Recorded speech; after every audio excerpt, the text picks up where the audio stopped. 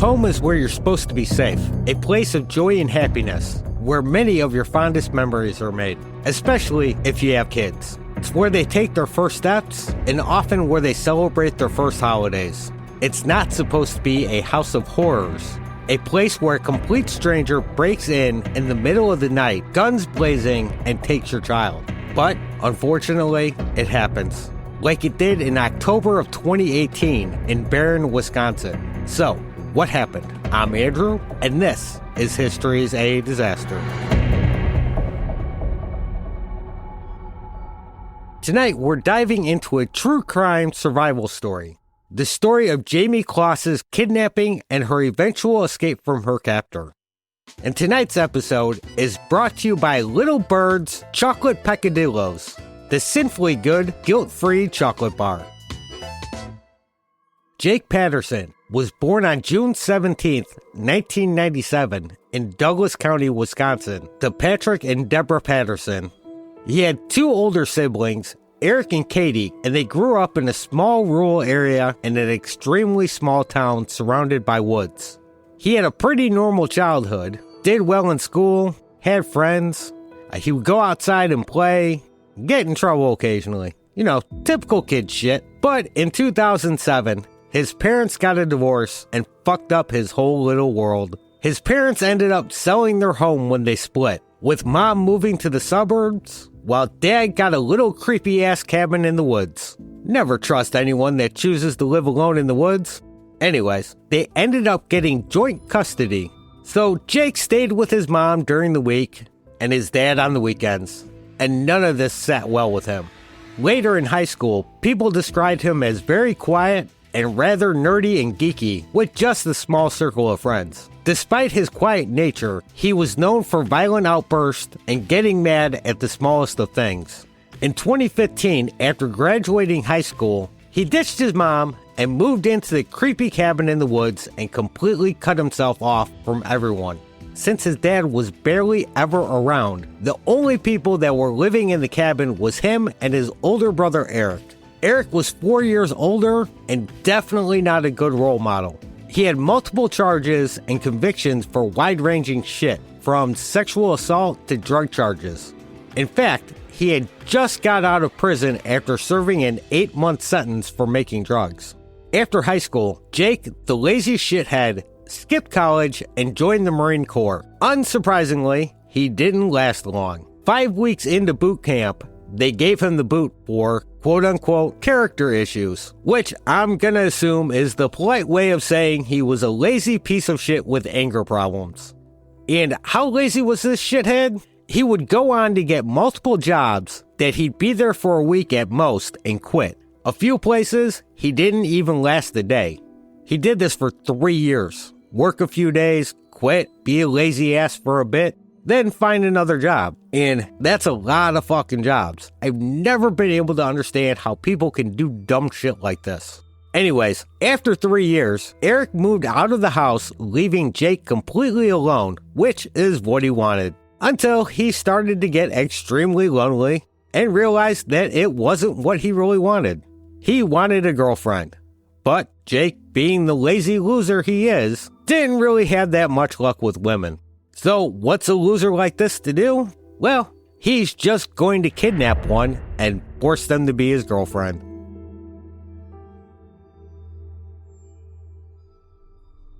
In October of 2018, he was 21 and working at a cheese factory outside of Barron, Wisconsin. On the way to work one day, he gets stuck behind a school bus, stopped at a bus stop, and then he sees her. 13-year-old Jayme Closs is getting on the bus. He was able to see into the bus and watched her walk down the aisle and meet up with her friends, laughing and smiling. He was obsessed instantly and made the decision that this was going to be the girl that he would kidnap. So he quit his extremely lucrative job at the cheese factory, and for the next 2 weeks, he spent every second of every day trying to plan how he was going to kidnap her. Now, Jayme Closs was born in July of 2005 in Barron, Wisconsin. She was the only child of James and Denise Closs. She was 13 years old and was an 8th grader at Riverview Middle School. and had a very close group of friends in school. She was very outgoing and funny. She loved participating in dance and volleyball, which made her the exact opposite of the guy that would become obsessed with her. Her very best friend was a little dog named Molly. The two would do everything together. Both of her parents worked at the Jenny O turkey processing plant, which Jake had actually worked there too for a day, but there's nothing that said he would have had any contact with James or Denise. Denise loved gardening, and James was a huge Green Bay Packers fan. Typical Wisconsinner. Denise and James were a loving couple. They were well known all through the town through their church and their love of community service.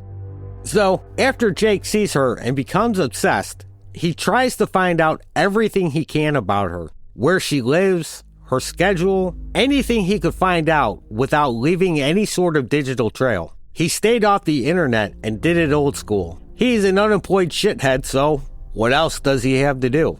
Realizing kidnapping her was going to be harder than he originally thought, he made the decision to sneak in the middle of the night and take her by force if needed. And for that, he'd need a gun. He got a hold of a 12-gauge Mossberg, a fairly common gun in the area. To not leave any possible evidence behind, he put on some gloves and wiped out every single shotgun shell, then proceeded to shave all of the hair off his body so he wouldn't leave behind any DNA evidence. He then switched the plates off of his car and another car, so if his car was ever seen on any security footage, they would have the wrong plates. He removed all of the interior lights so no lights would show when he opened the door in the middle of the night, and then he ripped out that little safety cord in the trunk of his car so it couldn't be opened from the inside. And then he bought a black ski mask, black gloves, and all black clothing. October 11th was his first attempt at kidnapping. He got ready to go and headed to Jayme's house. But when he goes into the driveway, he sees a car there with their headlights on. So he immediately backs up and tries to play it off as if he's just pulling in to make a U-turn and then got out of there. 2 days later, on the 13th, he tries again, making it all the way out the driveway before seeing the basement light was on. Thinking someone was awake, he got back in his car and sped off again. Finally, on October 15th, he's bound and determined he was going through with his plan no matter what. To pump himself up, he sticks the shotgun in his mouth and vows tonight is the night, or he'll kill himself. Parking at the end of the driveway, he heads to the door dressed in his all-black getup. Molly, being the good little guard dog she is, starts barking, alerting the family to danger. When James comes down to investigate the noise and see what's going on, he's shown a flashlight through the door on Patterson. Thinking there's a cop outside, James demands to see his badge. Jake just yelled at him to open the fucking door, but James isn't having it and not about to give up, demanding that he identify himself.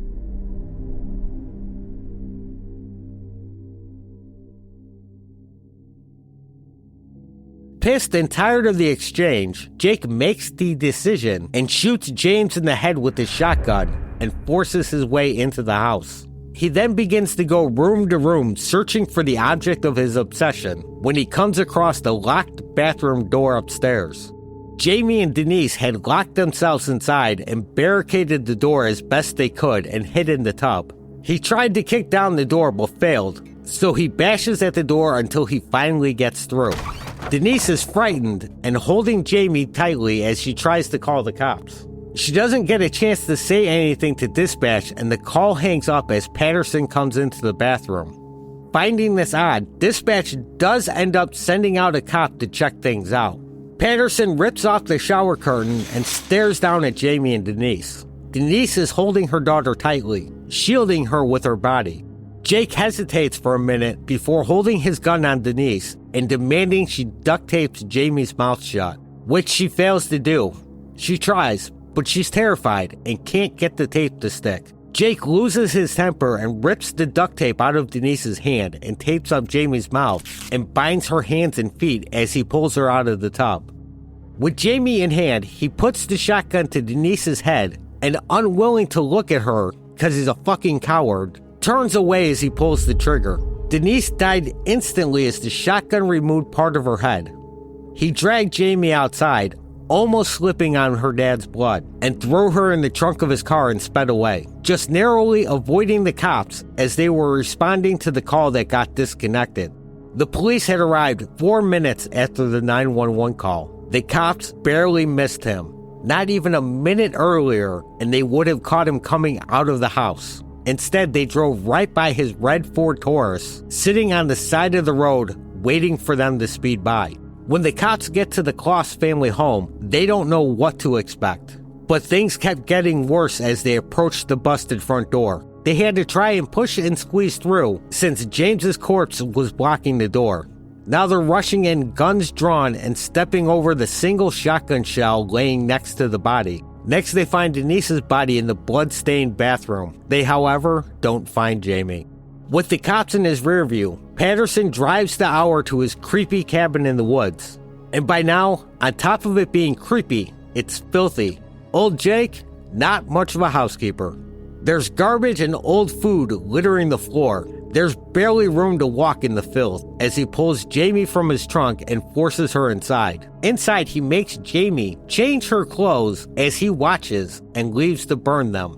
Gotta get rid of that evidence, you know. Then he tells her she lives there now and lays down the house rules. If she screamed, if she tried to run away, tried to contact anyone on the outside, he would kill her. And that if one day the police came through the door, or if anyone came looking for her, they would not be taken alive. Since that first day, a loaded shotgun was kept near the door outside his room with extra shells on the floor next to it. She was then taken to his room that he had set up for her. He had a twin-sized bed that he told Jayme that she could sleep under. Under the bed, he had put a pillow and a blanket for her and surrounded the bed with plastic totes filled with weights so she couldn't move them. He had put shit on top of the totes that would fall if she did manage to move them, so he could hear if she would try to escape. This would end up becoming the standard operating procedure. Every day she's put under the bed like this, and he plays music to cover any noise she might make. If he has to leave the cabin or anyone visits, like on his dad's weekly Saturday visits, she's put under the bed like this, and he plays music to cover any noise she might make.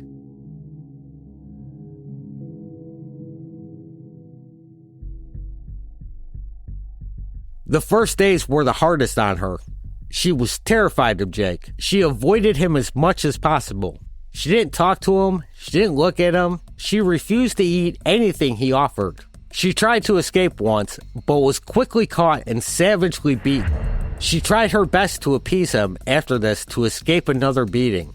They started watching movies together and playing board games and talking for hours, which greatly pleased Jake, thinking she was starting to open up to him. The whole time, she was only thinking of escape.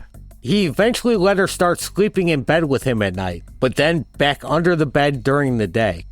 The weeks following her kidnapping, the Barron County Sheriff would conduct massive searches with thousands of volunteers. Hundreds and then over 1,000 tips would come in, and each tip would have to be looked into, which created a massive waste of resources. But they were desperate for information. Extensive searches of the house led to not a single shred of evidence other than a few shotgun shells. They had nothing. No DNA, no fingerprints, nothing. The FBI issued a $25,000 reward for information that led to Jayme's recovery. Jenny O would later double the reward to $50,000. They thought they finally caught a break 2 weeks after she disappeared. Her house, which was still under observation by Barron County deputies and the Wisconsin Bureau of Investigation, was broken into. They watched as a man in a puffy coat broke into and rummaged through the house before running in and arresting Kyle Jink. They got him red-handed with a pocket of Jayme's underwear and clothes, but during the interrogation, he maintained he knew nothing about her kidnapping. He just wanted her underwear. So, not a kidnapper and murderer, just an extra creepy shithead with a list of burglary arrests. So, it was back to shifting through the nearly 2,000 tips that had came in. During Christmas, while everyone is still trying to find Jayme or thinking of her, Jake is having a little Christmas party at the cabin. His dad and friends had come to visit for a little Christmas get-together. No one knew Jayme was locked up under his bed. He's got the music in the bedroom turned up to hide any noise she might make in her little prison. She's stuck and can't do anything. She's come to the realization that no one is coming for her. If she ever wants to leave, she's on her own.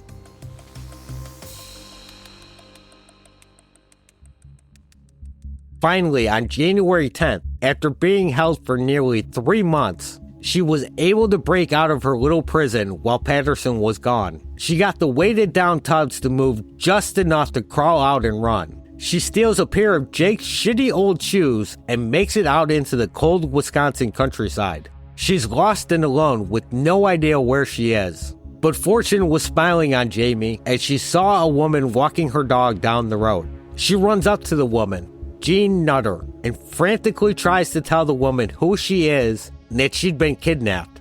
Jean looks the girl over, seeing her torn clothes, and she's obviously malnourished, and of course, she recognizes her name. Jayme's name and picture had been plastered all over social media and billboards in the area. You'd be hard-pressed to find anyone that hadn't heard of Jayme. Jean, who lived way too close to Jake, took Jayme and ran to the home of Patrick and Kristen Kasinskas. They get Jayme safely inside and call the cops while Patrick stands guard at the door in case Jake comes home. The cops get there quickly, and after asking a few questions, they decide to get Jayme out of the neighborhood in case Jake comes home and goes into a rage. They wanted to avoid an unnecessary firefight with a crazy shithead, and they left at just the right time. They passed Jake on their way out. His description and location was quickly passed on to other officers. Jake, after seeing Jayme had escaped, left the cabin to try and find her. His whole plan, his little delusional life, was starting to fall apart, and it would all be for nothing if he can't find her. During his frantic search, he's spotted by 2 deputies searching for him and stopped. As they approach the car and yell at him to put his hands up, he surrenders quietly, replying only that he knows what this is about and he did it. He's quickly arrested and taken away. His eventual bond was set for $5 million as he was charged with 2 counts of first-degree intentional homicide, kidnapping, and armed burglary.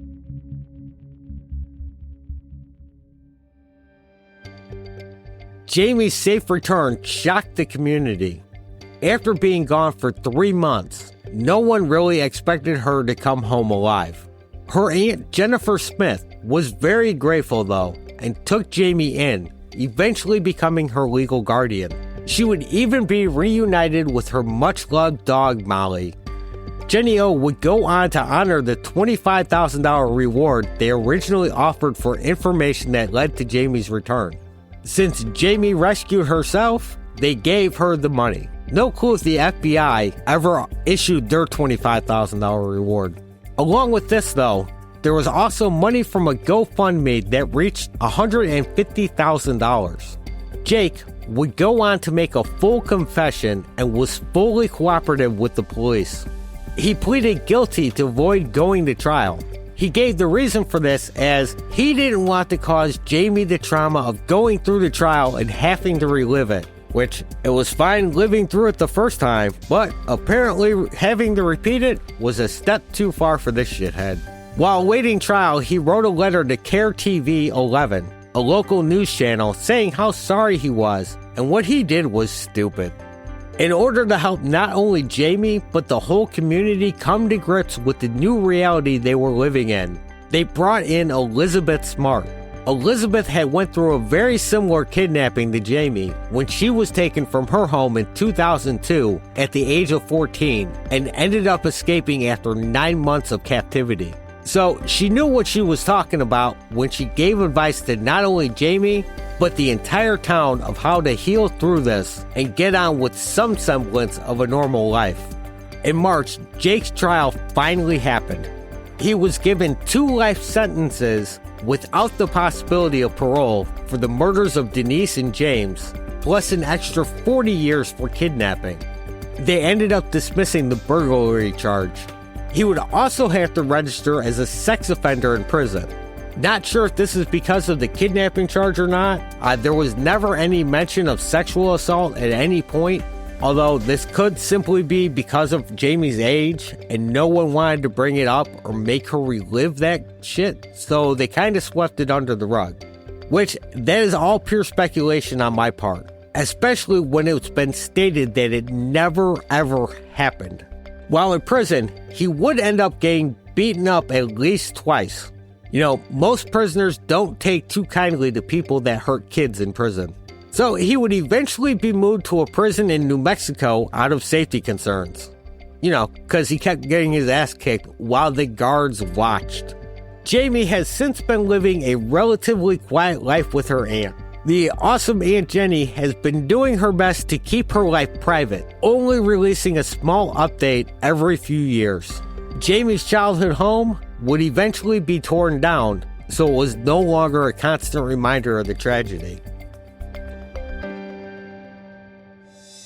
And that was the story of Jayme Closs's kidnapping and escape.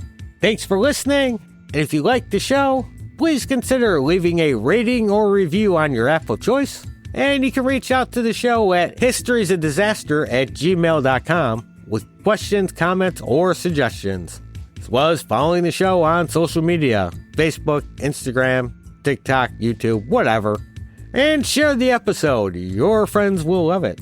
Yeah. Pet a penguin or a dog.